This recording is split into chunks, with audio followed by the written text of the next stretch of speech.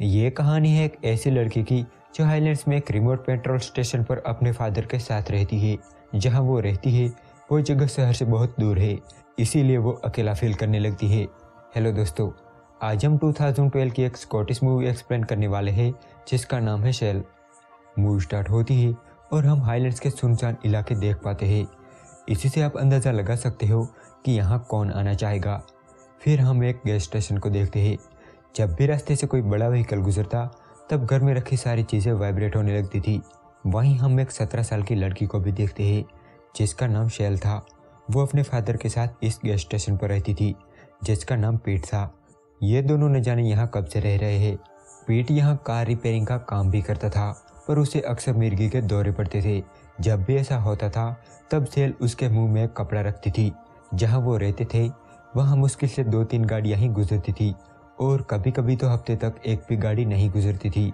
रात को वहाँ इतनी ठंड पड़ती थी कि हीटर के बिना रह पाना मुश्किल हो जाता था। एक सुबह जब शेल उठती है तभी वहाँ एक गाड़ी आती है। वो उनका रेगुलर कस्टमर ह्यूग था। वो अपनी कार में पेट्रोल डलवाता है और पे करके चला जाता है। आज फ्राइडे था और वो संडे को लौटने वाला था। तो वहीं दूसरी तरफ हम पीट को देखते हैं जो कि कार रिपेयर कर रहा था। वो बहुत टाइम से काम कर रहा था, इसीलिए शेल उसके पास जाती है और उसे अब काम छोड़ने को कहती है। रात को डिनर करते टाइम पीट को अचानक मिर्गी का दौरा पड़ता है तो शेल उसके मुंह पर कपड़ा रखती है। ये शायद इसीलिए किया जाता है ताकि दांतों के बीच जीभ ना आ जाए, और ये शेल के लिए कोई बड़ी बात नहीं थी। उसके फादर को अक्सर दौरे पड़ते थे। रात को जब दोनों डिनर कर रहे थे तभी वहाँ एक गाड़ी आती है। वो भी उनका रेगुलर कस्टमर एडम था। वो सॉ मिल में काम करता था और आज रात वो पब जा रहा था। शेल के हालात कुछ ऐसे थे कि वो इस गैस स्टेशन और अपने फादर को छोड़ के कहीं नहीं जा सकती थी। उसने शहर तो कभी देखा ही नहीं था।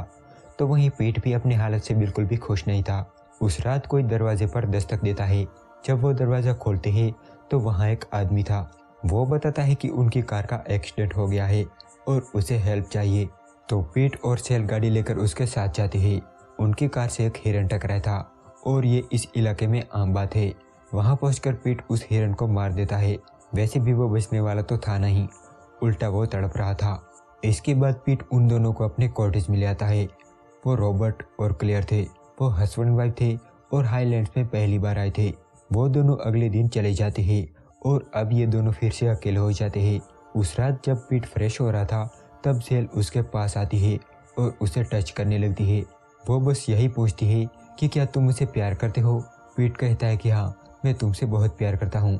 लेकिन इतना तो हम जान गए थे कि पीट और शेल का कुछ ज़्यादा ही क्लोज रिलेशन था। उस रात जब दोनों अपने अपने कमरे में सो रहे थे तभी अचानक बॉयलर बंद हो जाता है, जिस वजह से शेल को ठंड लगने लगती है। तो वो पीट के कमरे में जाती है और उसके साथ सो जाती है। पीट पूछता है कि क्या हुआ। तब वो बताती है कि बॉयलर बंद हो गया है और मुझे बहुत ठंड लग रही है। पीट कहता है कि तुम यहाँ नहीं सो सकती। शेल कहती है कि क्यों नहीं सो सकती। तब पीट बॉयलर ठीक करने चला जाता है। वो ट्राई करता है उसे ठीक करने की, पर रात को वो क्या ही कर लेगा। बॉयलर ठीक नहीं होता, इसीलिए वो शेल के साथ ही सो जाता है। जब सुबह होती है तब एक पल के लिए पीट अपना आपा खोने लगता है, लेकिन अगले ही पल वो शेल से दूर हो जाता है और बॉयलर को ठीक करने लगता है। तभी वहाँ ह्यूग आता है। वो शेल के लिए कुछ कपड़े लेकर आया था, जिससे खुश होकर शेल उसे हग करती है। लेकिन ह्यूग यहाँ अपनी फीलिंग्स पर कंट्रोल नहीं कर पाता और शेल को पीछे से पकड़ लेता है, पर शेल उसमें इंटरेस्ट नहीं दिखाती, जिससे वो चला जाता है। दूसरी तरफ पीट अभी भी हीटर को ठीक करने में लगा था। शेल कहती है कि इतना हार्डवर्क क्यों कर रहे हो। इस पर पीट कहता है कि मैं हर रात तुम्हारे साथ नहीं सो सकता। एक दिन उनके पास एडम आता है।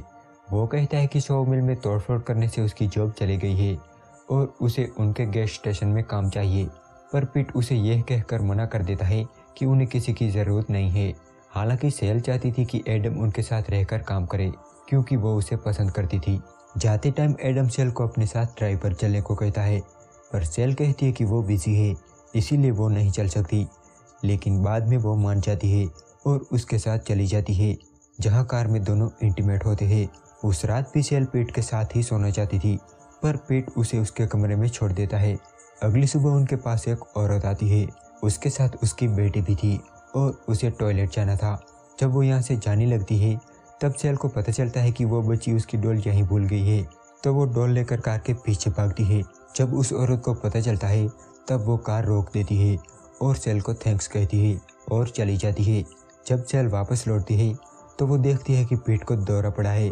जल्दबाजी में कोई कपड़ा ना मिलने पर वो पीट के मुंह में अपना हाथ दे देती है, जिससे वो इंजर्ड हो जाती है। उस रात पीट सेल से कहता है कि मुझे लगा तुम मुझे छोड़कर चली गई। सेल कहती है कि मैं आपको छोड़कर कहीं नहीं जाऊंगी। उसका मन रखने के लिए वो कहती है कि हम यहाँ बहुत खुश हैं। अब यहाँ बातों बातों में ये दोनों अपनी लिमिट क्रॉस कर जाते हैं और एक दूसरे को किस करते हैं। लेकिन तभी सेल अपना होश संभालती है और पीट को रुकने का इशारा देती है।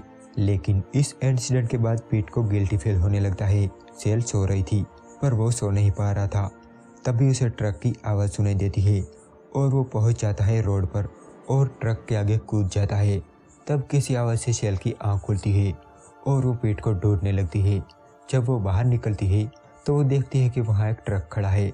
उसे शायद आभास हो गया था कि क्या हुआ है, पर फिर भी हिम्मत करके वो पास जाती है, जहाँ वो देखती है कि पीट मर चुका है। इस हादसे से सेल एकदम टूट जाती है। सेल ने दुनिया देखी ही नहीं थी। उसकी ज़िंदगी में उसके फादर ही सब कुछ थे, जिसमें वो अपनी खुशियाँ तलाश रही थी, और आज वो भी चले गए। इस हादसे की खबर सुन के एडम सेल के पास आता है और वो रात वो सेल के साथ ही रुक जाता है। जब सुबह होती है तभी वहाँ एक ट्रक आता है तो सेल उसमें फ्यूल भरने जाती है और एडम कॉटेज में था। फ्यूल भरने के बाद सेल उस ट्रक ड्राइवर के साथ चली जाती है, बिना सोचे समझे कि उसे कहाँ जाना है। शायद वो एक नई जिंदगी की शुरुआत करना चाहती थी। और यहाँ ये मूवी एंड हो जाती है।